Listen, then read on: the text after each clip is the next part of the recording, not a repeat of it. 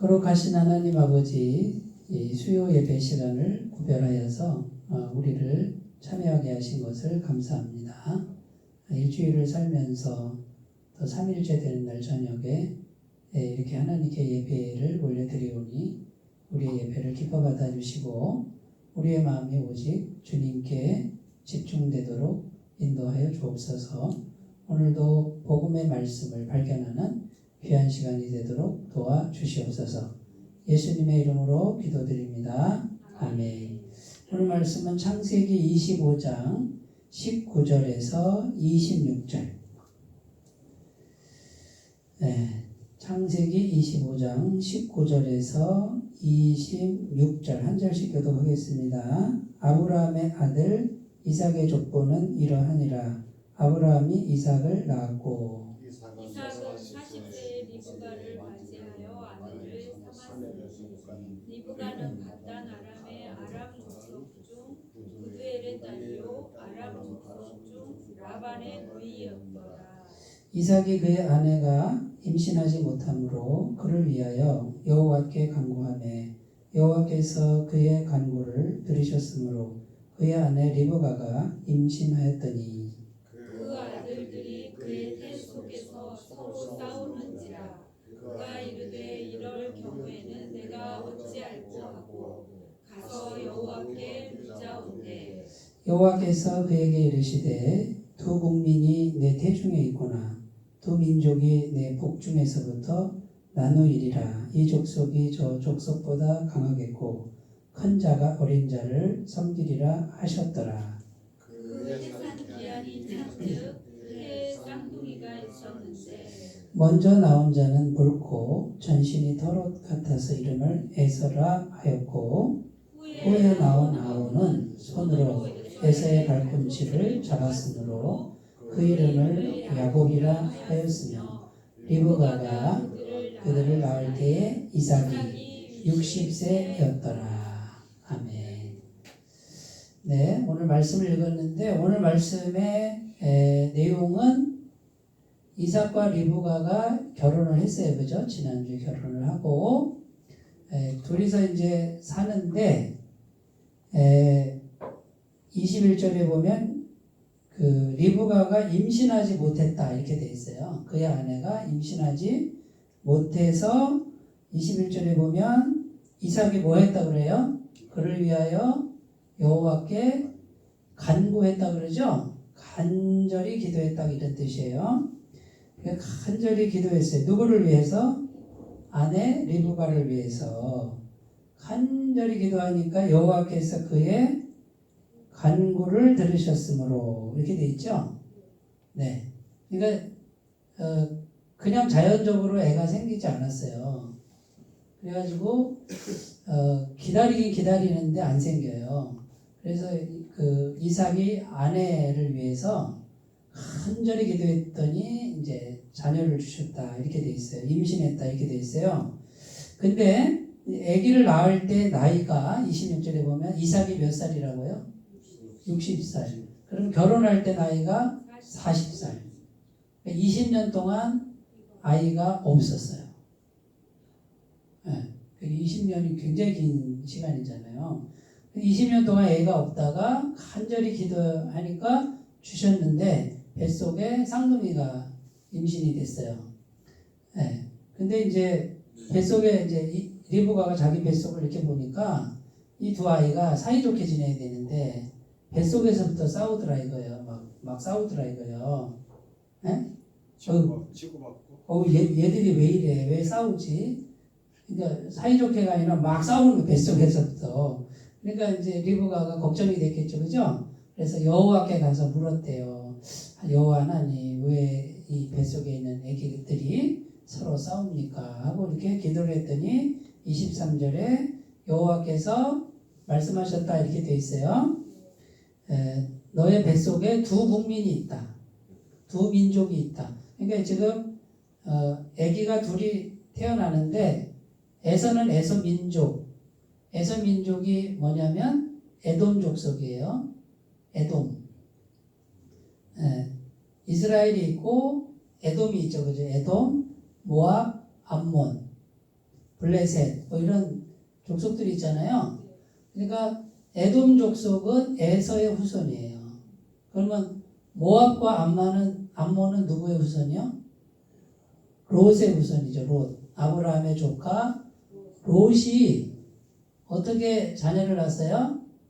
자기 두 딸들 술 먹고 그 소돔과 고모라 멸망할 때 산으로 도망하잖아요. 그 산속에가 동굴 속에 있는데 롯의 두 딸들이 있었잖아요. 그러니까 큰 딸이 아버지를 술을 먹여 인사불성이 되잖아요. 그러니까 그때 첫째 딸이 들어가서 임신을 해요. 그게 모압이고, 그다음에 둘째 딸이 들어가서 또 임신을 해요. 그게 암몬이고. 그러니까 아브라함이 있는데 이렇게 이제 주변에 여러 민족들이 생기는데 이 민족들이 이스라엘을 공격하죠, 그죠? 싸우죠, 계속. 이게 전부 아브라함에서부터 나오는 거죠. 그래서 에돔 족속이 나오고 야곱은 뭐예요? 이스라엘이지. 야곱이 나중에 이스라엘이 되죠. 근데 이름을 바꿔라. 이스라엘로 바꿔라. 이제 창세기 32장에 가면 하나님을 딱 야복강에서 만나서 씨름하다가 이제 끝까지 막 이제 붙들고 씨름하니까 그 하나님의 천사가 뭐라 그래요? 네 이름이 뭐냐? 야곱입니다. 그래? 그럼 이름을 바꿔라. 뭘로 바꿀까요? 이스라엘로 바꿔라. 이스라엘이라는 뜻이 뭐냐면 하나님과 겨루어서 이겼다. 이게 이스라엘이에요. 야곱은 뭐예요? 발 뒤꿈치를 잡았다. 남의 발목 잡는 사람. 이런 뜻이에요. 야곱은. 남의 발목 잡는 게 아니라 이제 누굴 잡으라고요? 하나님을 잡아라 이 말이에요. 남의 발목 잡는 인생에서 하나님을 붙드는 인생이 되라. 하나님 붙들어서 이기는 인생이 되라. 이제 그런 의미죠. 자, 그래가지고 이제 애가 태어나는데 먼저 나온 자는 애기가 붉단 말이에요. 이렇게. 애기가 뻘거스름해요. 털도 많고. 그래서 뻘겋다, 빨갛다는 뜻의 에서가 빨갛다는 뜻이에요. 네. 그리고 뒤에 나온 자는 형의 발뒤꿈치. 야, 네가 먼저 나가면 안 돼, 내가 먼저 나가야지. 이렇게 나오는 그 사람은 발뒤꿈치를 잡았으니 야곱이다. 이렇게 이름을 했다 그 말이에요. 자, 이제 두 민족이 태어납니다. 태어나는데 질문이 이거예요. 오늘 질문. 왜 기도해야만 주셨을까? 20년 동안. 주시려면 그냥 빨리 주시지. 20년 동안 그렇게 뜸을 들이실까? 네? 이게 질문이에요. 왜 그렇다고 생각하세요? 그 이유가 이렇게 세 가지 제가 정리를 했는데, 아니 20년 동안 젊은 남녀가 사는데 어차피 하나님이 아브라함의 자손을 하늘의 별처럼 많게 하고 바다의 모래알처럼 많게 한다고 하셨잖아요. 그럼 그냥 순풍순풍 낳게 빨리빨리 낳게 하지. 꼭 20년 동안 그냥 뜸 들이시다가 결국은 간절히 기도하게 만들고 그래서 쌍둥이를 주시는 왜 그렇게 하시냐 그 말이에요. 결혼하고 네. 하나님을 멀리 떴던가 하나님을 멀리 했을까요? 기억을 안 하고 고마운 걸 모르고 지냈던가 하나님 멀리하고 자기들끼리만 잘 먹고 잘 살았을까요? 그것도 가능해요. 그것도 좀 하나님으로부터 멀어진 것 같은 그런 것도 있을 것 같아요. 그죠? 뭔가 2% 부족한 게 있을 것 같죠. 네. 그것도 해석이 가능한 것 같아요. 네. 여기 보면 이삭에게 근심 걱정이 거의 없어요. 이삭에게. 이삭은 누구를 사랑해요? 리브가만을 사랑해요. 리브가도 이삭을 사랑해요. 이삭의 성품은 어떤 성품이라고요? 네? 온유한 성품이에요. 착한 성품이고 죽이면 죽이십시오 하고서 이렇게 그냥 순리대로 가는 성품이니까 내가 볼 때 리브가는 남편 잘 만났을 것 같아. 속색이는 사람도 아니고 과격한 성품도 아니고 걱정거리가 없어요. 네? 리브가 더 착해? 그렇죠. 뭐 리브가 더 착하죠. 그러니까 둘 다 착하니까 부부간에 뭐가 좋다고요? 금슬 좋고 가정이 행복해요. 그 다음에 문제가 없어요. 평안한 가정이에요. 그러니까 이삭은 성품이 그냥 평안하고 온유하니까 우리가 이제 잘 생각할 게 뭐냐면 성품이 온유하고 평안하고 이런 사람들은 또 이렇게 고대 그 인생이 그렇게 가요. 네, 대체로 그래. 100%는 아니겠지만 근데 성품이 막 과격하고 막 이렇게 막 날카롭고 이러면요 본인 삶도 그렇게 가는 경우가 많아요. 그래서 성경은 말할 것도 없고 뭐 리더십 관련된 책 보면 경쟁력이 뭐라고요? 최고의 경쟁력은 성품이다 이렇게 돼 있고요. 성품이 모든 걸 결정한다고 이렇게 돼 있어요. 그러니까 이제 우리가 누구의 성품을 닮아가는 거죠? 예수님의 성품. 그 예수님의 성품은 성령의 열매로 나오잖아요. 사랑과 희락과 화평과 오래 참음과 자비와 양선과 충성과 온유와 절제. 전부 성품이잖아요.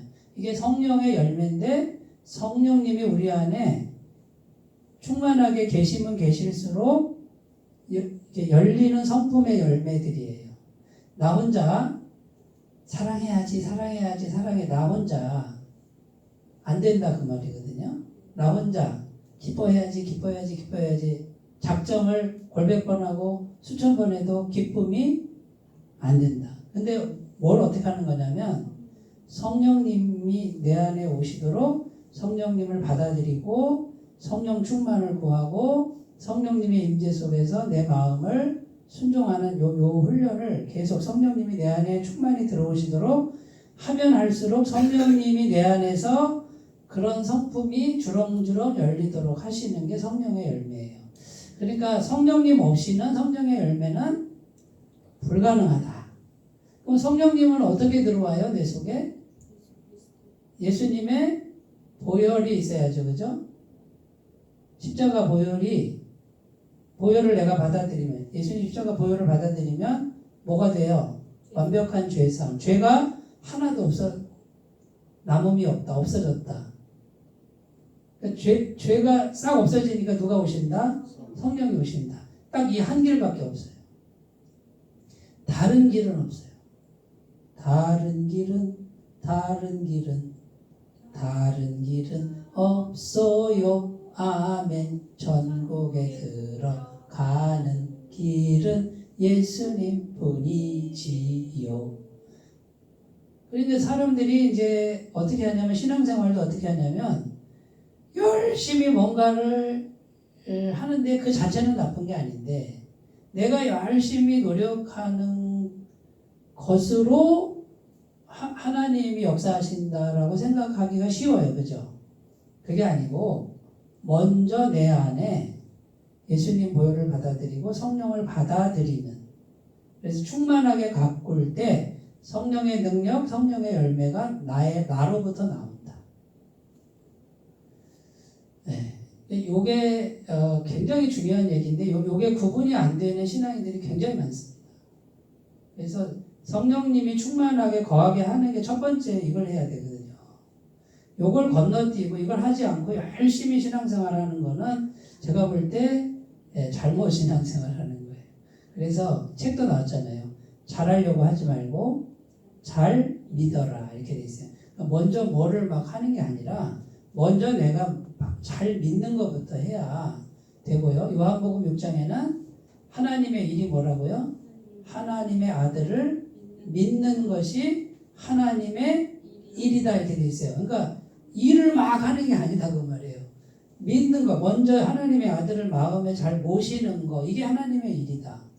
그러면 요 말씀의 의미를 우리가 깊이 생각하면 할수록 내가 먼저 뭘 해야 되는지 그래서 매일 어떻게 하라고요? 매일 기도를 통해 성령을 받아들이고 그 다음에 매일 말씀을 들어야죠. 말씀을 들어야 말씀이 내 속에 들어가죠. 그래서 10분 묵상 같은 걸 하는 거예요. 잠깐이라도 들으시라 이거 잠깐이라도. 그 다음에 성경 통독하죠. 요즘에 시편 말씀은 얼마나 은혜가 되는지 몰라. 이야, 참 주옥 같은 그 말씀을 쭉 읽는데 새벽에 읽거든요. 읽는데 그게 그냥 마음에 그냥 다 외울 수 없으니까 그 중에 한 편에 한 절 내지 두 절 또는 세 절을 이렇게 복사해서 제가 이렇게 좀 더 생각할 말씀 해가지고 올리는 게 뭐냐면 한 편 읽고 그 중에 내가 좀 한 두세 번 더 생각해야지 하고서 복사해서 붙이는 게 그거예요. 그것만 봐도 은혜가 넘친다 그 말이죠. 그러니까 속에다 내 속에 뭘 자꾸 넣느냐의 문제다 그 말이에요. 자 그러면 이제 다시 돌아와가지고 왜 기도해야만 주셨을까? 20년 동안 왜 안 주셨을까? 그러니까 문제 없고 평안하고 부족함도 없고 부부간에 금슬 좋고 행복한 가정. 자, 너무 좋아. 너무 좋아. 그러니까 아까 장로님 말씀하신 대로 이렇게 너무 평안하니까 하나님으로부터는 간절함이 그죠? 간절함이 아마 없을 좀 덜했을 것 같아. 그러면 이제 하나님은 어떻게 해요? 그 가정에 다 주셨는데 뭐 하나는 안 줘. 하나님을 찾을 이유를 한 가지씩은 꼭 주신다. 아무리 평안한 가정도. 다 주시면 안 되나요? 다 주시면 어떻게 될까요? 다 주시면 제가 하나님 안 찾을 거예요. 하나님 찾을 이유가 없지. 근데 우리가 하나님을 안 찾으면 어떻게 돼요? 하나님과 점점 멀어지겠죠. 그죠? 그럼 우리가 왜 그렇죠? 죄로 물들었으니까. 만약에 천국에 가면 하나님 찾을 필요가 없죠. 왜요? 이제는 죄가 다 해결됐고 하나님 찾든 안 찾든 하나님이 그냥 보여버려요. 연결돼 있으니까. 근데 지금 우리가 죽을 때까지는 한쪽에서 죄가 계속해서 끊임없이 죄의 욕구가 올라오니까 우리가 노력하지 않으면 이렇게 이제 싸우지 않으면 지금 죽는 순간까지는 어떻게 하라고 우리가 영적인 싸움을 계속 싸워야 되는 존재라는 거예요. 죄 때문에 그래요. 그런데 너무 평안하니까 하나님을 찾는 어떤 그 마음이 느슨해졌다 그 말이죠. 그러니까 뭡니까? 하나님이 원하는 게 인격적 교제예요. 그러니까 하나님이 이삭 보고 너 나하고 인격적으로 교제를 해야지. 그럼 인격적으로 교제하는 게 뭐예요? 기도를 통해서 기도하게 해서 인격적 교제. 자, 그러니까 하나님의 강력한 의지가 뭐예요? 인격적 교제 상태단 말이에요. 여기서 이제 한 가지 더 생각할 게 뭐냐면 기도잖아요. 기도의 목표나 목적이 응답일까요? 교제일까요?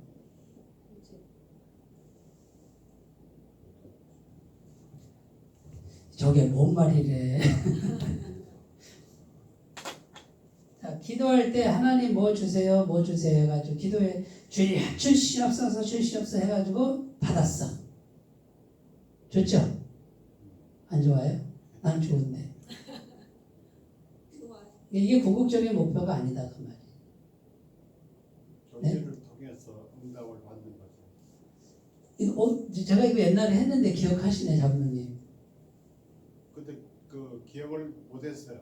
근데 지금 정답을 얘기하시. 제가 할 얘기를 다 해버렸어. 그렇게 해야 될 것 같은. 야 할렐루야. 설교 안 해도 되나? 그러니까 요거를 최우선의 목표로 두면은 기복신앙으로 빠지기가 쉬워요. 잘못된 신앙으로 빠지기가. 왜냐면 내 거를 얻기 위한 기도. 이거는 뭐예요? 하나님을 뭘로 만들어요? 수단 또는 채무자, 빚쟁이로 만드는 거예요. 네? 하나님이 해주셔야 되는 거 아닙니까? 해주셔야 됩니다. 막 이러면 이제 하나님을 막 그냥 협박하는, 그죠? 이렇게 되는데, 교제는 뭐냐면, 그냥 기도라는 자체가 뭐예요? 하나님과 그냥 응답이 없어도, 하나님, 이렇게. 그럼 하나님과 내가 어떤 상태? 교제의 상태는 다른 말로 연결 상태다.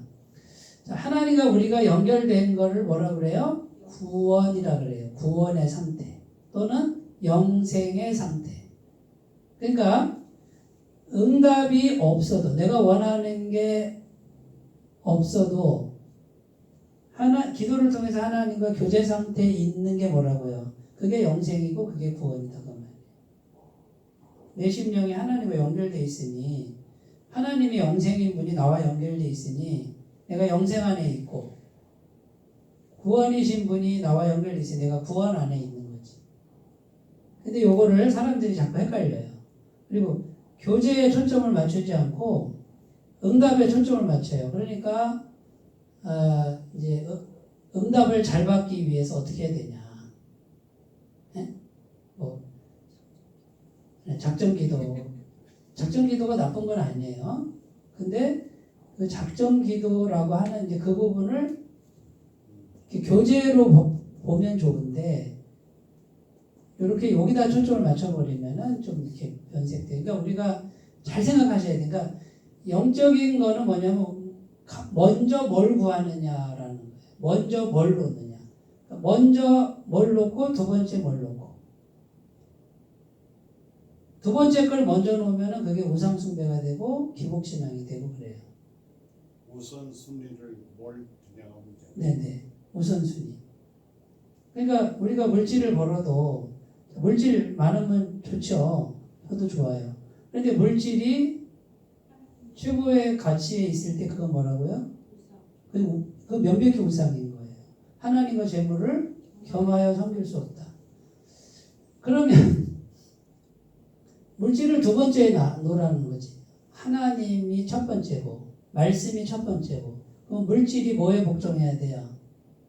하나님께 말씀께 복종하는 상태가 여호와의 신앙인 거고 자 하나님을 버린 거 아니야. 하나님도 첫 번째야. 그러나 가끔 하나님과 견주어 물질이 이렇게 놓는 걸 예수님 뭐라 그래요? 우상숭배라 그러는 거예요. 하나님과 재물을 겸하여 섬길 수 없느니라. 이게 누구 말씀이에요? 예수님 말씀이잖아요. 그러니까 이제 우리가 정리를 잘해야 되는데 세상에 귀한 게 많아요. 그걸 잘 사용하면 돼요. 네?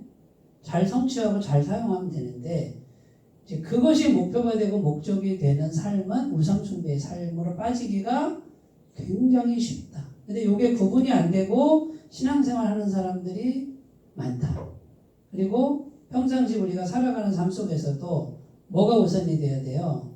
말씀이 우선이고 성령이 우선이고 교제가 우선이 돼야 되는 삶인데 거기에는 신경 안 쓰고 성취나 응답이나 이게 막 최우선이 되는 삶은 비성경적 성경이 말하는 참된 영생의 삶이 아니다.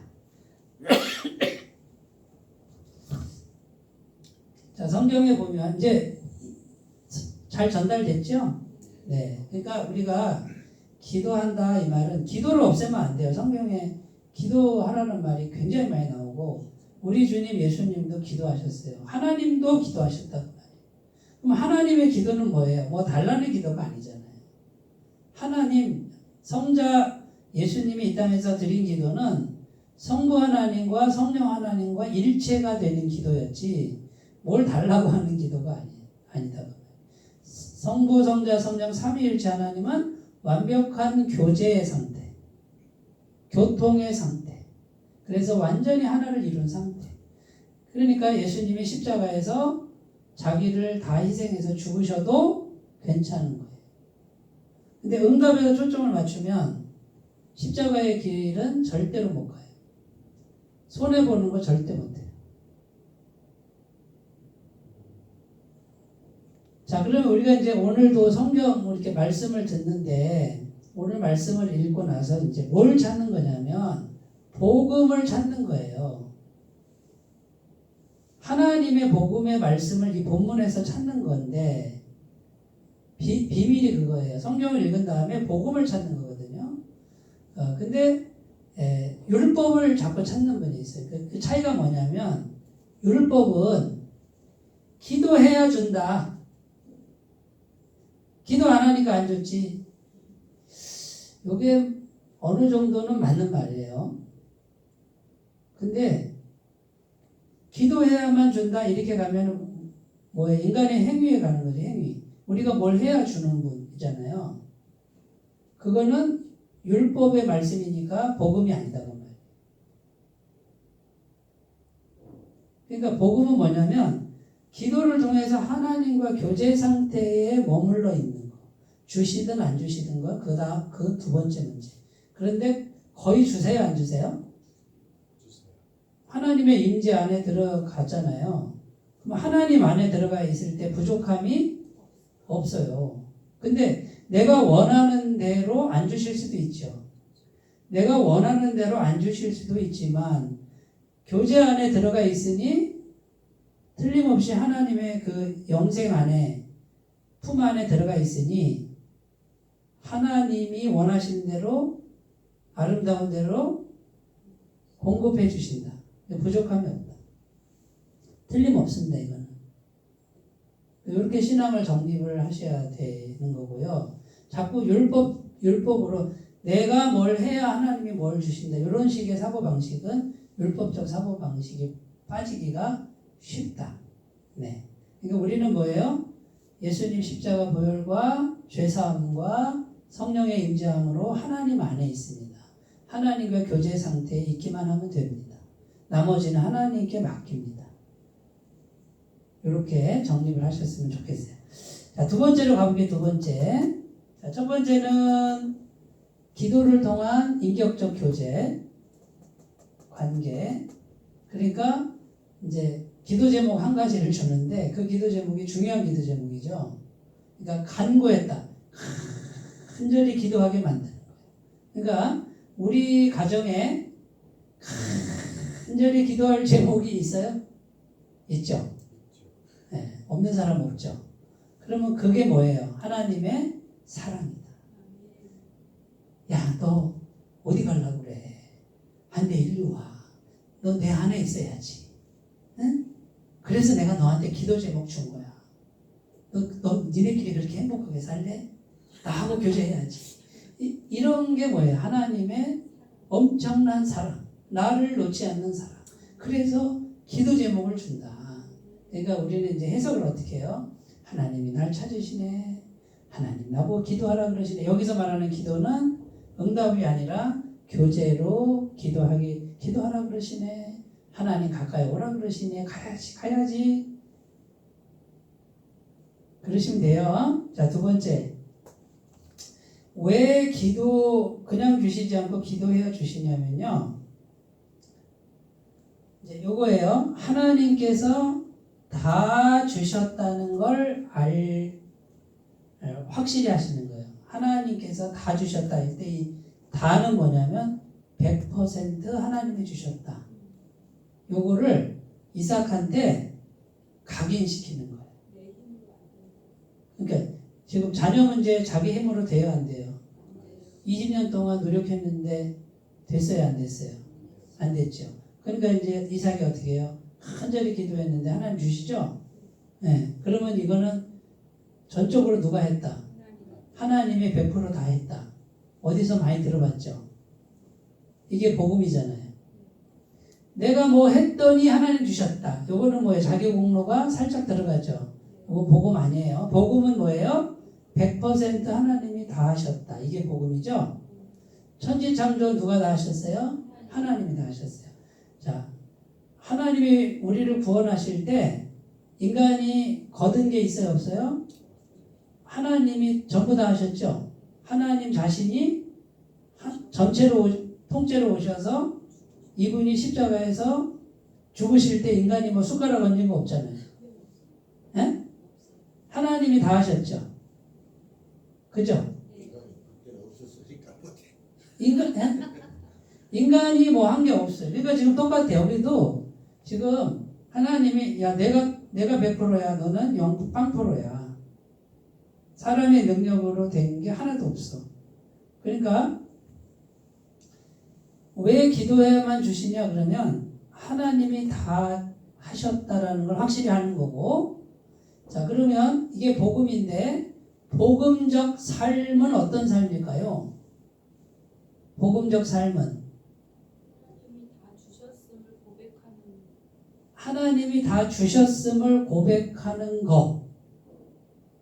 과거형으로 했네.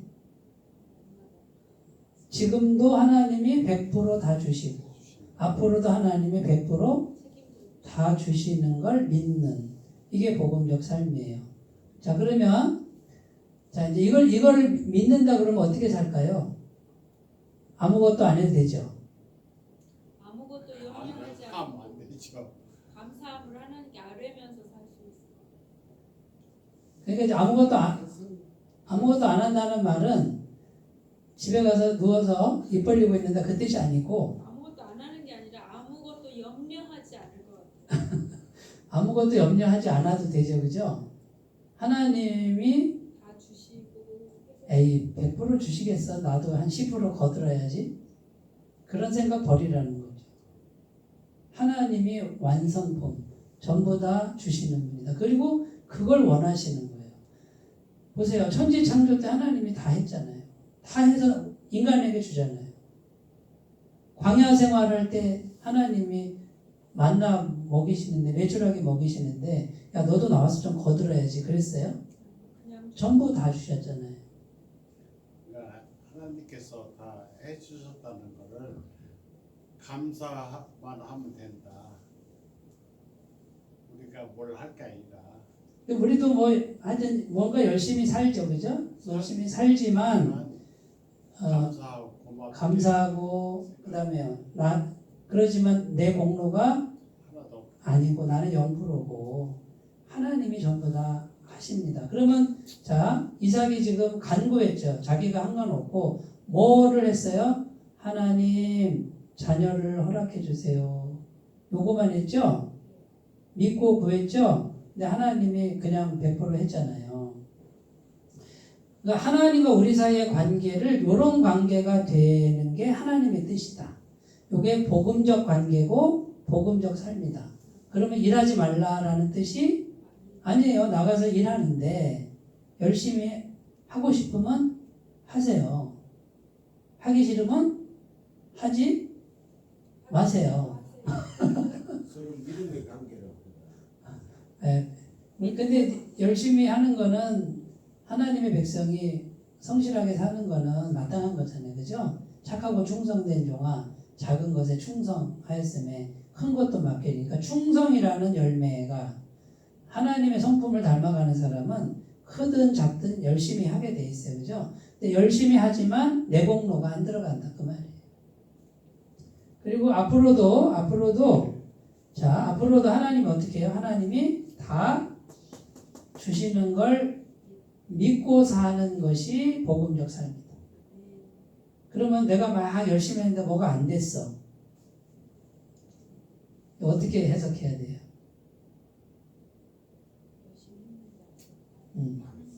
여러 가지로 해석을 해야 되겠죠, 그죠? 내가 방식이 잘못됐거나 하여튼 구체적으로 생각해야 되지만, 하나님과의 관계에서는 뭐예요? 하나님과 관계에서는 조급해하지 말고 하나님과의 관계를, 복음적 관계를 잘 갖고 나가면 하나님이 충분히 역사하신다.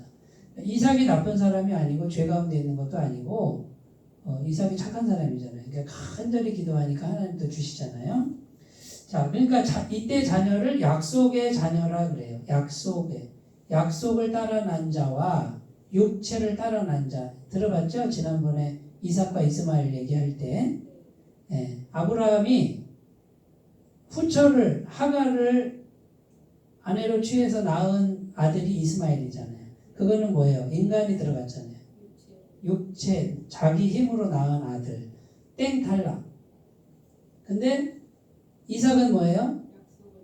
하나님의 전적으로 다 하신 아들. 그러니까 아브라함의 계보는 육체를 따라 난 자가 아니라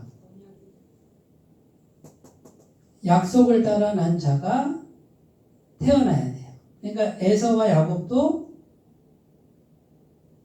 물론 자기가 육체에서 낳지만 기도해서 하나님이 주셨으니까 약속의 자녀다 그 말이에요. 그러니까 이 집안은 하나님의 약속이 지배하는 집안이 돼야 돼요. 자, 그러면 우리 가정이 하나님의 약속이 지배하는 가정이 되려면 어떻게 해요? 똑같아요. 하나님이 다 하시도록 나는 제로 지점에 가고 하나님이 100% 지점에 가는 이런 복음적 관계. 그러니까 성경을 읽은 다음에 어떤 하나의 질문을 던진 다음에 이 질문 가지고 찾아갈 때 원리가 뭐냐면 복음을 찾는 거예요. 복음을. 그러니까 율법을 자꾸 찾으면 안 돼. 내가 뭐 해야지 이렇게 찾는 게 아니라 복음을 찾아서 거기에 이제 적용을 하면은 그게 하나님 말씀이 되는 거죠. 자, 세 번째. 여기 보면요, 뱃속에서 이제 애들이 막 싸워서 리브가가 걱정돼가지고 하나님께 가서 기도하죠. 하고 하나님, 얘네들이 뱃속에서 싸워요. 어떻게 해요? 그러니까 여호와께서 두 국민이 내게 있고 두 민족이 내게 있구나. 그러면서 이제 막 복중에서부터 나뉘리라. 이 족속이 저 족속보다 강하겠고 큰 자가 어린 자를 섬기리라. 결국 에서가 야곱을 섬기는 운명이 되는 거예요. 자, 근데 태어나기도 전에 뱃속에 있을 때 벌써 결정돼야 안 돼요. 누가 결정했어요? 하나님의 주권, 하나님의 구속사. 이 구속사 지난번에 얘기했는데 구속사는 뭐라고요? 자, 하나님께서 하나님의 그 구원의 역사를 이렇게 이제 역사 속에서 펼쳐갈 때, 자, 하나님이 선하신 분이니까 착한 사람만 골라다가 도구로 쓰신다. 이게 아니고, 구속사는 뭐예요? 못된 사람도 갖다가 쓰고, 그 다음에 굉장히 부끄러운 유다와 다말처럼 시아버지와 며느리처럼 이런 것도 막 다 나와요. 그게 구속사에 다 들어가 있어. 그러니까 하나님의 구속사의 비밀은 옳고 그름 그걸로 안 되고 선과 악 나뉘지 않아요. 그러니까 선과 악이 전부 누구 손에 있다고요? 하나님 손에 있고 착한 사람 악한 사람이 하나님 구속사 안에는 나뉘지 않아요. 다 하나님 손에 있어요. 그러니까 결국은 구속사도 역시 하나님의 주권을 말해요. 그러니까 하나님이 이미 태어나기도 전에 살기도 전에 이미 운명이 결정되는 이게 하나님의 주권이에요. 그 주권 앞에 어떻게 하라고요? 순종하라. 그러면 자, 우리가 어떻게 살아야 되냐면 자, 이제 쉽게 얘기하면 이거예요. 생긴 대로 살면 돼. 생긴 대로. 근데 내가 악한 사람으로 태어나는 걸 내가 선택하지 않는데 그럼 악한 사람으로 살아야 돼요? 뭐 그렇게 정하는 게 아니지. 그렇게 정하는 게 아니라 이제 우리가 이제 인생을 살다 보면은 이렇게 이제 악한 쪽으로 가는 사람들 그게 있어요. 뭐 야곱도 때로는 악한 일을 한단 말이에요. 그런데 야곱도 말하자면 그 악한 쪽으로 막 달려가지만은 하나님이 어쨌든 그 악한 거를 막 허용함을 통해서 고통도 당하게 하고 한계 지점도 가지만 마지막에 어떻게 돼요? 결국 하나님을 찾게 돼요. 그러니까 이제 야복강 기도처럼 예를 들면 형의 장자권을 사기쳐가지고 속여서 빼앗아서 도망가서 20년 있다 오잖아요. 오는데 20년 있다 와서도 이 사람이 잘 안 바뀌었어요. 계속 막 사기치고 속에 막 욕심이 가득하고 이렇게 왔는데 결국은 어느 현장에 딱 가냐면 뇌물을 보내고 자식들 다 보내는데 자기 혼자 야복강에 남아. 그때 야곱이 뭘 하냐면 기도를 하는 거야. 하나님과 씨름하는. 그러니까 결국은 하나님을 찾게 하고 하나님이 그때 간섭하셔서 이제 말하자면 이제 족장의 후손으로 되는 거죠. 그러니까 우리 안에도 야곱 같은 기질이 있고, 그죠? 착한 기질도 있지만 야곱 같은 기질 두 가지가 다 있잖아요. 그죠? 항상 변해. 예? 항상 변해. 항상 두 마음이 있단 말이에요. 항상 사람이 살아가면서 그 네. 변화가 있어야지 자기도 이충도 있고. 네, 뉘우침도 있고 그 다음에 회개도 있고 기도도 하잖아요. 변하지 않으면 항상 그물거든. 그렇죠. 기회를 주는데, 그러니까 물론 태어나기도 전에 어쨌든 이렇게 좀 운명이 정해지지만 이거를 하나님이 아예 그렇게 정해서 내보냈다라고 봐버리면 범인이 누구예요? 하나님. 하나님 범인이 되잖아요. 그게 아니라 야곱도 보면은 악한 게 충만한 상태에서 사기꾼 치고 사기 치고 막 욕심부리고 해서 나오지만 야곱이 결국은 나중에 자기 혼자 절대절명의 순간에 하나님을 딱 붙들고 죽기 살기로 씨름해가지고 이스라엘의 이름을 받아요. 그리고 나서도 또 못된 짓을 또 해요. 그건 어쩔 수 없어요. 어쩔 수 없어요. 그러니까 이게 뭐냐면 하나님께서 착한 사람, 악한 사람 했지만 착한 사람이 착하기만 하냐고요. 착한 사람 안에도 못된 게 가득하다. 그러면 죄가 가득하다. 악한 사람이라고 하지만 이 악한 사람 안에도 착한 게 있단 말이지. 예? 그러니까 하나님 눈에는 뭐예요? 우리가 말할 때 착한 사람이나 악한 사람이나 우리는 저 사람 착하다, 저 사람 악하다 그러지만 하나님 눈에는 어떻게 보일까요? 똑같이 보이는 거예요. 똑같은 죄인으로 보는 거죠, 하나님은. 본질적 죄인이잖아요. 그러니까 하나님의 구속사나 주권 앞에서는 사실 똑같은 거라는 거지. 그러니까 이미 우리 착한 사람도 이미 죄로 인해 죽었고 구제불능이에요. 예? 그런데 역사 속에서 하나님이 자꾸 만나는데 어떤 사람은 그 만남을 통해서 돌이켜 하나님을 붙들고 어떤 사람은 끝까지 안 붙들어. 하나님의 억지로 막 이렇게 하는 경우가 없다고 보셔야 돼요. 인격적인 걸 원하기 때문에. 그러니까 이거를 하나님은 벌써 전지하시니까 다 안다 그 말이에요. 다 안다. 네. 앞을 내다보시고 네. 앞으로 어떻게 될 거라는 걸 다 아는데 그 방식은 인격적 방식. 역시 똑같이 인격적 방식이다. 그러니까 우리가 복음을 전했을 때 그 복음을 인격적으로 누가 강요해요?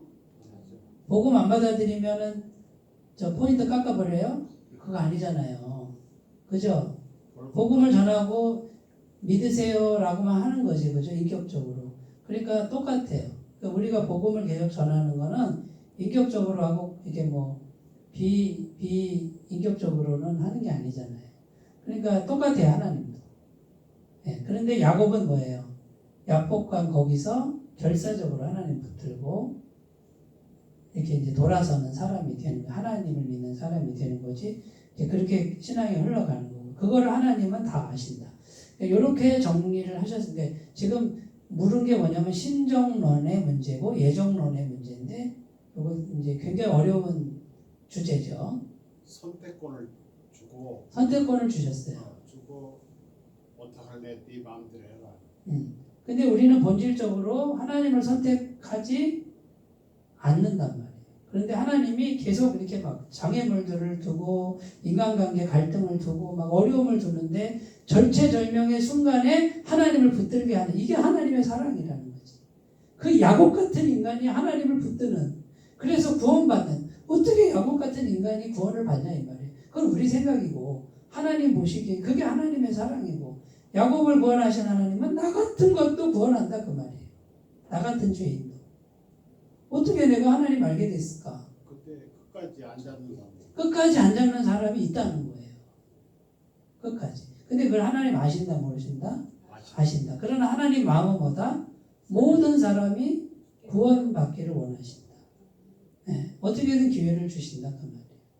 근데 막 고난 막 그냥 고생하면서도 막 괴로운데 복음을 누가 계속 전해주는데 예수님 믿으면 해결된다. 예수님 믿으면 된다. 이렇게 해도 들어요 안 들어요? 우리 집에도 있어요. 저랑 가까운 분이 고생하고 막 몸이 다 망가져요. 예수님을 전하는데 안 들어요. 제가 예수 믿는 게 기적이다 그 말이에요. 내가 예수님 믿는 게 기적.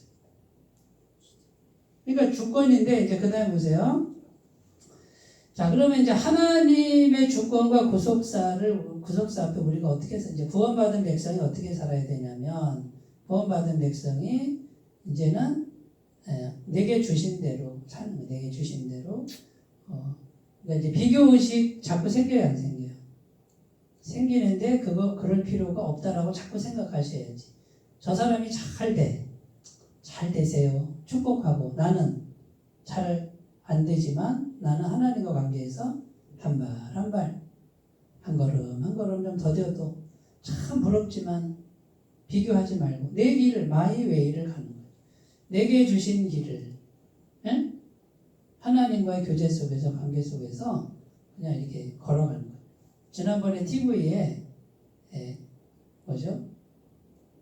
서민가pon가 그 TV가 나왔는데 옛날에 몇 년 전에 신발 있잖아요. 수제 신발 만드는 사장님이 나와.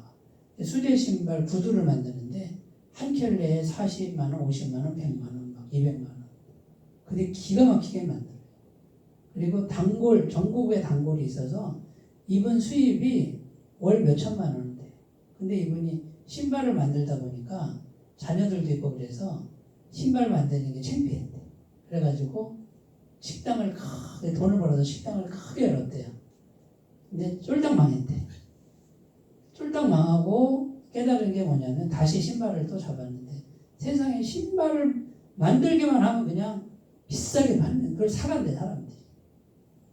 그게 또 돈이 들어오는데 이분이 깨달은 게 뭐냐면 제가 비싼 값을 주고 인생의 비밀을 깨달았습니다. 하는 말이 뭐냐면요. 네? 자기에게 주어진 길이 있다 이거예요. 자기에게. 내게 주신 천직을 이게 내 천직인데 하나님 주신 천직을 버리고 욕심을 품어서 망했다. 이런 고백을 그 인터뷰에서 하는 걸 봤어요. 이게 좋은 예가 될지는 모르겠지만 우리가 하나님의 자녀로 하나님과 연결되어 있는 영생의 자녀로 살 때 누구하고도 비교할 필요가 없다. 그냥 하나님과 나 사이 1대1 관계 그 관계만 가보고 남들이 어떻게 하든 마이웨이를 가시다 보면